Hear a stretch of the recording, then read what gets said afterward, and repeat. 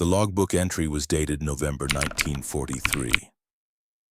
It was written in precise German cursive, the handwriting of a man trained to be exact, to be clinical, to record data without emotion. Hauptmann Hans-Werner Lerche was one of the Luftwaffe's most decorated test pilots. He had flown every aircraft the Reich produced. He had tested experimental jets. He had climbed into cockpits that would kill lesser men and walked away taking careful notes. He had never been afraid of an airplane. Until this one. The aircraft sitting on the runway at Rexlin Air Base was not German. It had been pulled from a field in occupied France, repaired by Luftwaffe ground crews, repainted with German insignia and handed to Lerche with one order. Find out why these things won't go down. The Wehrmacht, the four-engine heavy. The Americans called it the Flying Fortress, and the German fighter pilots who hunted them over the Reich, who climbed through flak and cannon fire to attack them, had started calling them something else, something that didn't translate cleanly, something closer to the thing that keeps flying after it should be dead. Lerche climbed in. He took it up. He ran it through every test profile he knew. And then he came back down and wrote something that the Luftwaffe High Command did not want to read. What did a German test pilot discover about the B-17 that terrified even him? And what did his words cost the men who ignored them? To understand what Hauptmann Lerche found in that cockpit, you first have to understand what the Allies were attempting in the autumn of 1943. And how close they came to catastrophic failure before a single German test report was ever written. By October 1943, the United States Army Air Force's 8th Air Force, based in England, had committed itself to the most audacious strategic bombing campaign in the history of warfare. The theory was simple and the execution was murderous. Fly American heavy bombers, B-17 Flying Fortresses and B-24 Liberators, deep into the heart of Nazi Germany in daylight, without fighter escort, and destroy the industrial infrastructure that kept the Wehrmacht fighting. Ball-bearing factories, oil refineries, aircraft plants strangle the machine and the machine stops. The theory had one catastrophic flaw. On October 14, 1943, a date that would be remembered as Black Thursday, 291 B-17s of the 8th Air Force struck the ball-bearing factories at Schweinfurt, Germany. 60 bombers did not come home. 600 men, gone. And another 17 aircraft were so badly damaged they were effectively destroyed. In a single afternoon, the 8th Air Force had lost nearly a quarter of the attacking force. It was the bloodiest day in the history of American strategic air power. And it came after a similarly devastating raid on the same target in August that had cost 36 more aircraft and 360 more men. Headquarters suspended deep penetration raids into Germany. They had run out of options. At the center of this crisis was not a general officer behind a desk, but the crews themselves. The men who climbed into those silver aluminum airframes every morning knowing the mathematics of survival. On average, in late 1943, a 8th Air Force crewman's odds of completing a 25-mission combat tour were estimated at 1 in 4. Think about that number. Not a dramatic estimate. Yela calculated one, based on actual attrition rates. 1 in 4 men would finish. 3 in 4 would not, killed, captured, wounded beyond return, or simply consumed by the grinding mathematics of flak and fighters over Germany. One of those men was Staff Sergeant Raymond Ray Kowalski, 23 years old, tail gunner from Hamtramck, Michigan, a Polish-American neighborhood so thoroughly working class that half the block had gone into the factories when the Depression hit, and the other half had gone into the service when the war did. Kowalski had been assigned to the 381st Bombardment Group, stationed at RAF Ridgewell in Essex, England, since June 1943.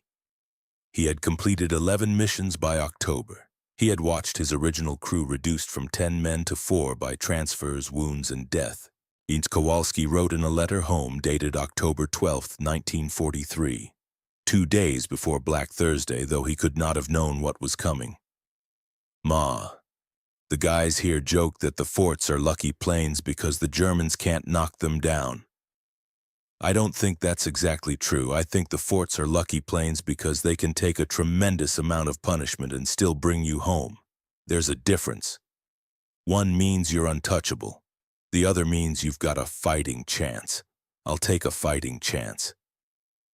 He would need it. What the American crews knew from inside the aircraft, that gut-level faith in the machine's endurance, was precisely what the Luftwaffe could not quantify from the outside. German fighter pilots were reporting something that didn't fit the models. B-17s with engines on fire, with control surfaces shot away, and with fuselages torn open, were continuing to fly. Not limping, flying, maintaining formation, dropping bombs, and the defensive firepower from those tight formations was, according to the German pilots doing the attacking, something between terrifying and suicidal to approach. Hauptmann Hans-Werner Lerche, 31, was stationed at the Erprobungsstelle Rechlin, the Luftwaffe's primary flight test facility, the German equivalent of Wright Field in Ohio. He was one of perhaps a dozen men in Germany with the combination of technical knowledge and raw flying ability to meaningfully evaluate a captured enemy aircraft.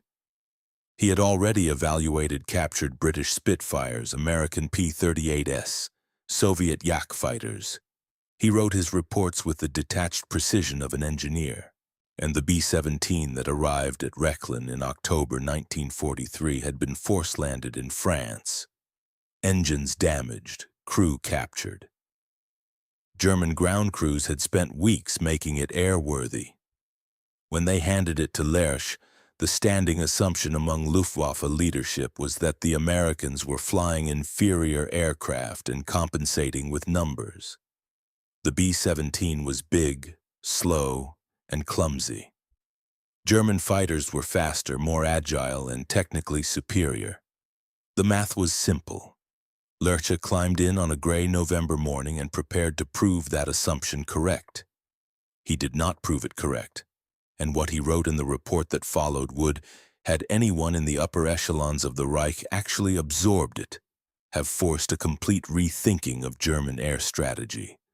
Instead, his findings were filtered, minimized, and ultimately ignored by commanders who had already decided what the truth was before the data arrived.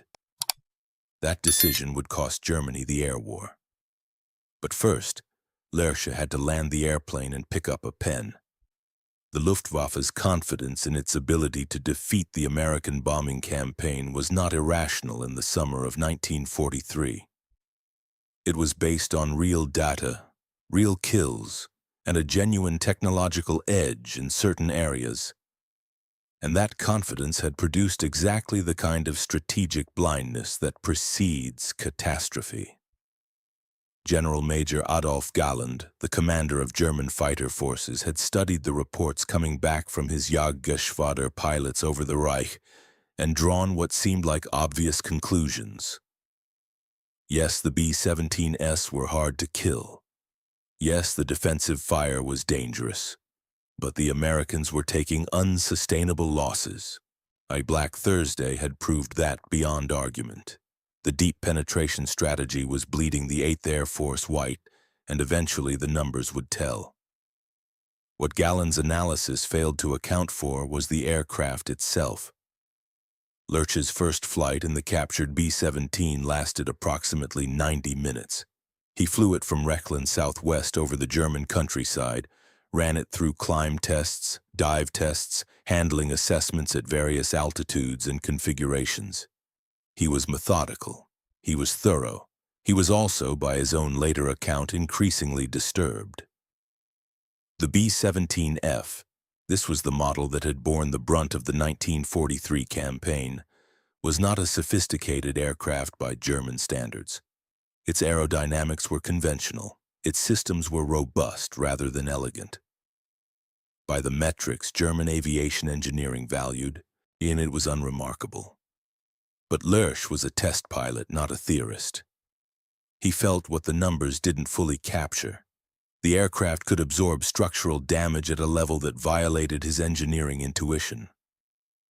The control surfaces maintained effectiveness under conditions that should have rendered the aircraft uncontrollable.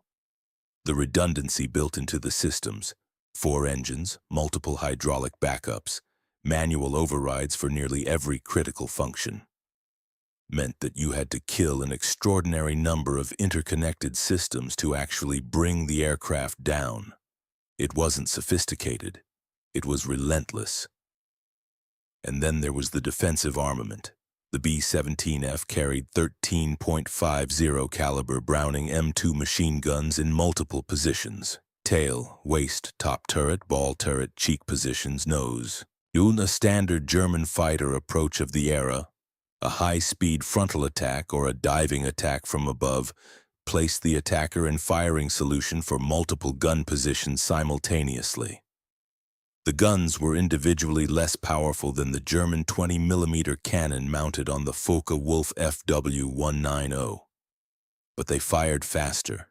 They were distributed across the entire airframe, and a formation of B-17, 21 aircraft in a standard combat box, could theoretically generate over 200 individual gun barrels pointing in any given direction at any given moment. Lerche landed. He sat down. He wrote. His report, filed in November 1943 at Rechlin, contained a passage that circulated in captured German documents after the war, and that no one in the Luftwaffe hierarchy wanted to hear in 1943. The aircraft is not exceptional in any individual technical parameter. It is exceptional in the combination of its parameters, particularly its structural resilience and the mutual supporting fire of its defensive armament when flown in formation. The assumption that a technically superior fighter aircraft can achieve reliable single-pass kills against this type without sustaining unsustainable losses in return is not supported by my assessment. The aircraft does not fight like an aircraft. It fights like a fortress. That last sentence was not metaphor. It was a tactical conclusion. He went on to note something that cut even deeper. The B-17 had been designed from the beginning, and with damage tolerance as a primary engineering requirement, not as an afterthought. The Americans had looked at what a bomber would face over defended airspace and had built an aircraft that assumed it would be hit repeatedly and had to keep flying anyway. The Germans had built faster, more capable fighters. The Americans had built a target that refused to die. The report went up the chain. Galland read it. So did others. And here is where the intelligence failure became complete. The Luftwaffe's response to Lerche's findings was not to redesign their tactics. It was to accelerate the production of heavier cannon armament, 30mm weapons capable of destroying a B-17 with fewer hits, and to develop new attack profiles that reduced exposure time. The underlying assumption that the correct answer was to hit the B-17 harder, faster, and more lethally remained unchanged. What they failed to address was the formation problem, and the formation problem was where the real war was being decided. Because even as Lerche was writing his report, something was happening in England that would make his findings not just accurate but prophetic. The P-51 Mustang, equipped with the Rolls-Royce Merlin engine capable of speeds and altitudes that no previous American fighter had achieved, was being fitted to escort duty. By February 1944, Mustangs would be flying all the way to Berlin and back, providing the bomber formations with the one thing that could neutralize the German fighter response. The Germans would still be trying to figure out how to kill individual B-17s when the tactical situation had already shifted beneath them. But in November 1943, none of that was certain, and the 8th Air Force was still bleeding.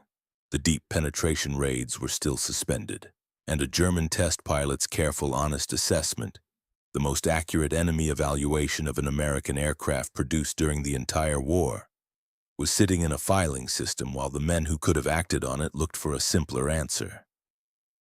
If you've stayed with this story this far, the channel that brings you these forgotten turning points needs your subscription to keep finding them. Hit subscribe. This story isn't finished. The parallel to what was happening on the ground is not coincidence. It is doctrine. In November 1943, while Lerche was filing his report at Rechlin and the Luftwaffe hierarchy was absorbing it without changing their thinking, General George S. Patton was in the Mediterranean. He recently relieved of command of 7th Army after the slapping incidents in Sicily, officially sidelined, politically radioactive, and thinking harder about war than almost anyone else in either army. Patton's tactical philosophy had a core principle that he stated in various forms throughout his career, and that his officers were expected to internalize as something close to reflex. Do not try to do something different. Try to find what the enemy has not prepared for. The Germans, in their response to the B-17 problem, were doing the opposite. They were trying to do something different to solve the same problem. More cannon, faster attacks, new profiles, all of it addressed to the question, how do we kill this airplane more efficiently? In none of it addressed the question Patton would have recognized immediately. What has the airplane already told us about what we cannot do? Lerche's report was, at its core, a Patton-style intelligence document. It said, here is what the enemy has prepared for. Here is what they have not prepared for. The B-17 formation was designed to defeat frontal fighter attack. It was not designed to defeat every possible attack simultaneously. The Luftwaffe had the answer sitting in the filing cabinet. They never opened it again. The American answer to the air war over Germany emerged not from a single tactical innovation, but from exactly the kind of indirect thinking that Patton embodied. Rather than solving the problem of getting bombers through German defenses by making the bombers fight better, the Americans solved it by changing the question entirely. Escort fighters. Destroy the Luftwaffe's ability to contest the airspace rather than trying to survive the Luftwaffe's attacks. Don't win the battle you're in.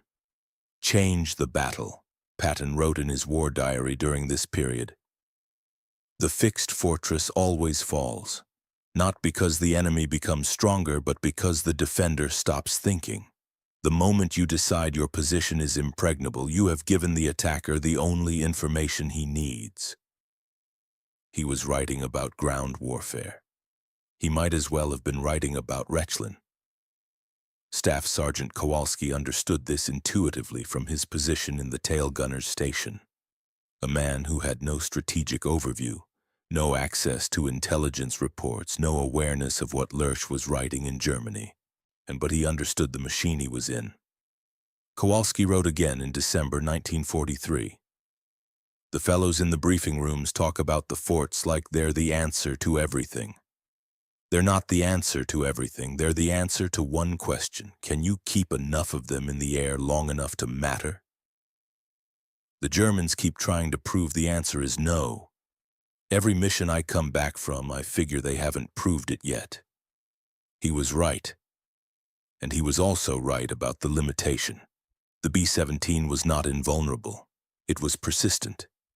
There is a difference, and Lerche had identified it precisely, and the German hierarchy had refused to hear it. Meanwhile, the civilians on the ground below the air war, in the French villages near the crash sites, in the German towns near the factories being bombed, even in the farmhouses where downed airmen were hidden or handed over, were living inside the tactical calculations of men who never saw their faces. A B-17 that crash-landed in a French field destroyed whatever was in that field. A bombing raid aimed at a ball-bearing factory in Schweinfurt killed whatever was near the factory. The civilians were not targets. They were also not invisible, and the air crews knew it. Kowalski wrote about this once briefly and without elaboration in a letter that his family preserved. You don't think about it up there. You think about it when you land. That sentence contains more moral weight than a paragraph of explanation. The lesson Lerche's report offered, had anyone taken it fully on the look, was precisely this. The honest assessment of what you are facing, however uncomfortable, it is the only foundation for a response that works. The Germans received the honest assessment. They rejected it because it contradicted what they had already decided. The Americans, without access to Lerche's report, arrived at the same strategic solution through the same intellectual process. Read the obstacle accurately, then find what the obstacle hasn't prepared for. One side treated the report as a data point. The other would have treated it as a doctrine. February 20th, 1944. Big week. The 8th Air Force, now equipped with P-51 Mustang escorts capable of flying the full round trip to Germany, launched the largest coordinated bombing offensive of the war to date. Over 6 days, February 20th through 25th, 1944, more than 3,800 American bomber sorties struck German aircraft production facilities across the Reich. The Schweinfurt factories hit again. Regensburg, Augsburg, Leipzig, Brunswick. The Luftwaffe rose to meet them, and for the first time the German fighters found something waiting for them that Lerche's report had not prepared them for. American fighters who would not leave. The P-51 flying in the new aggressive escort doctrine developed by General Jimmy Doolittle, who had replaced Ira Eaker as 8th Air Force commander in January 1944, did not simply fly cover for the bombers. It hunted. American fighter pilots were now instructed to seek out and destroy the Luftwaffe wherever it was found. On the ground, in the air, at airfields, in the landing pattern. The defensive formation that the B-17 had been designed to maintain suddenly had offensive teeth attached to it, and the German pilots who climbed to intercept the February 20th raids over Leipzig, Jagdgeschwader 1, 3, and 11, the Reich's most experienced fighter units, found themselves engaged by P-51s before they could even reach the bombers. The familiar approach profiles that they had developed against unescorted formations, the head-on attack, the diving pass from 11 o'clock high, now exposed them to a faster, equally maneuverable American fighter that had every tactical advantage of altitude, energy, and numbers. For the German fighter pilots, something had changed at a level that went beyond tactics. They had been told repeatedly and with institutional confidence that the American bombing campaign was unsustainable, that the B-17 was a slow, clumsy target, and that German industrial and tactical superiority would grind the 8th Air Force down. They had believed it because the evidence through October 1943 had supported it. Now it didn't support it. Oberleutnant Heinz Knoke, a fighter pilot with JG-11 who kept a detailed combat diary throughout the war, one of the most valuable first-hand Luftwaffe accounts that survived, wrote after the February 20th engagements. The escorting fighters appeared from everywhere. We were not expecting them this far into Germany. Our attack formations were broken up before we reached the bombers. It was as though the entire tactical situation we had prepared for simply no longer existed. He was right. It didn't exist. And the question the Germans had been answering, how do we kill B-17 more efficiently, had been replaced by a question they had not prepared for. For Staff Sergeant Kowalski, February 20th was his 17th mission. He later described the approach to Leipzig in a post-war interview recorded by the 381st Bombardment Group Veterans Association. We were flying in the low element of the lead squadron, 41 aircraft in our formation. It was clear at altitude, minus 40 Fahrenheit, which means your guns freeze if you're not careful about it. We saw the contrails of the German fighters climbing to meet us from about 20 miles out. Standard. Textbook. Then we saw the P-51s go after them, and something I never saw before happened. The Germans broke off. Not all of them, but some of them. They broke off before they reached us. and that had never happened before. He sat with that for a moment in the interview. I didn't understand it right away. Then I did. They were afraid, not of us, of the fighters. And I thought, so were we, for 6 months. So that's what it feels like from the other side. The mission losses on February 20th, the opening day of Big Week, were 21 bombers out of 941 dispatched. A loss rate of approximately 2.2% compared to the catastrophic 20+% loss rates of the October 1943 Schweinfurt raids. The math had changed because the tactical problem had changed. Not because the B-17 had become more lethal, because the question being asked of it had changed. Over the 6 days of Big Week, the Luftwaffe lost approximately 355 fighters and, critically, EU-100 experienced pilots, men who could not be replaced at the rate German training was producing pilots. The 8th Air Force lost 226 bombers. The exchange, for the first time, was running in America's favor. But the numbers don't capture what was happening in the German cockpits. Galland himself, reviewing the February engagements, wrote in his command assessment, "We have lost the initiative. The enemy has found a method of negating the advantages we believed we possessed. Our response to the bomber threat assumed a fixed tactical situation that no longer exists. We need a fundamental reconsideration, not an incremental adjustment." He had written almost exactly what Lerche had written in November. The aircraft was not the problem. The fixed tactical assumption was the problem, and the Luftwaffe never achieved the fundamental reconsideration.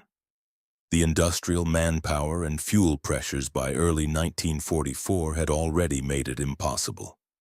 What might have saved them in October 1943, applied honestly and systematically, could not save them in February 1944. The fortress hadn't fallen. The question had changed.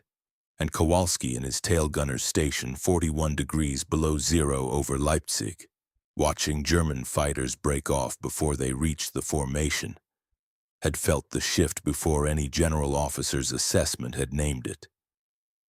He completed his 25th and final mission on April 7, 1944. He went home. The field at Rechlin where Lerche tested the captured B-17 is still there. The buildings where German engineers worked on aeronautical technology during the war, some of them, still stand. The place is a museum now. You can visit it.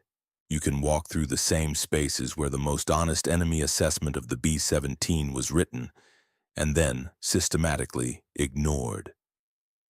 After the war, Lerche gave extensive interviews and wrote a technical assessment memoir that was studied by aviation historians.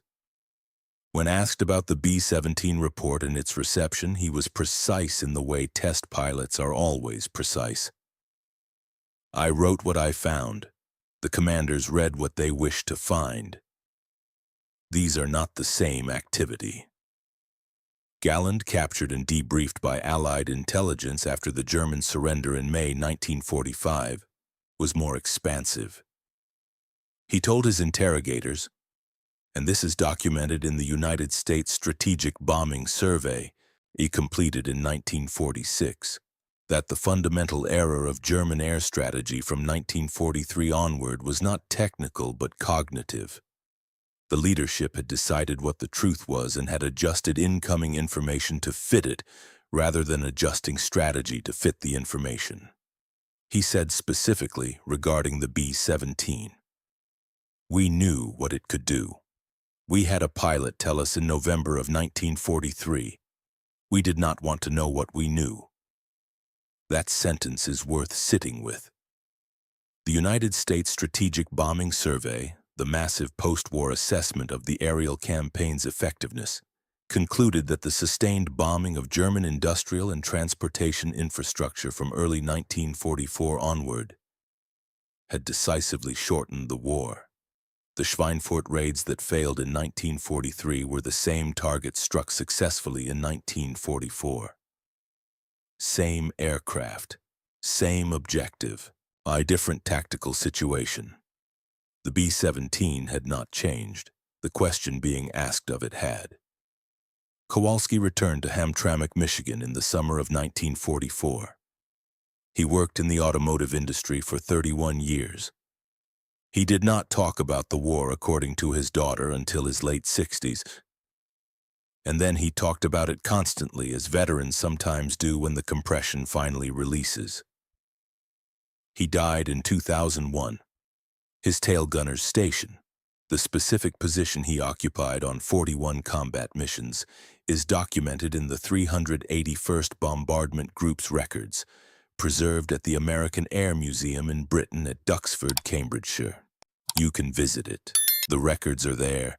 The mission logs are there. His name is there. The lesson that Lerche's report offered, the lesson the Germans refused and the Americans, without access to it, yet arrived at anyway, is not a lesson about technology. Technology changes. It is a lesson about the relationship between institutional assumption and incoming truth. The Germans had a system that produced excellent data and then filtered that data through what leadership had already decided. The Americans, under the pressure of catastrophic loss, were forced to abandon their assumptions and ask the question again, from the beginning. What is the enemy not prepared for? Patton asked that question every day. It was not a slogan for him. It was a discipline. The refusal to let what you wanted to be true interfere with what was actually true. He applied it to ground warfare. His officers applied it to armored warfare. And the Air Forces independently arrived at the same discipline when the losses forced them to. And the B-17 was not the weapon that won the air war over Germany. It was the instrument through which the right question finally got asked. And a German test pilot at Rechlen in November 1943 had asked it first. His words were not terrifying because they described a frightening aircraft. They were terrifying because they described with clinical precision an assumption that was going to cost Germany the war, and because the people who needed to hear them most had already stopped listening. If your father, grandfather, or great-grandfather flew with the 8th Air Force, or stood on the ground in Germany or occupied France watching those silver formations cross the sky, I want to hear about it in the comments. What unit, what airfield, what year? Those stories exist in family memory and almost nowhere else. Write them down here. A like on this video takes 2 seconds. For the men who flew 25 missions over Germany at 40 below zero, knowing the math was against them, it is the least we can do.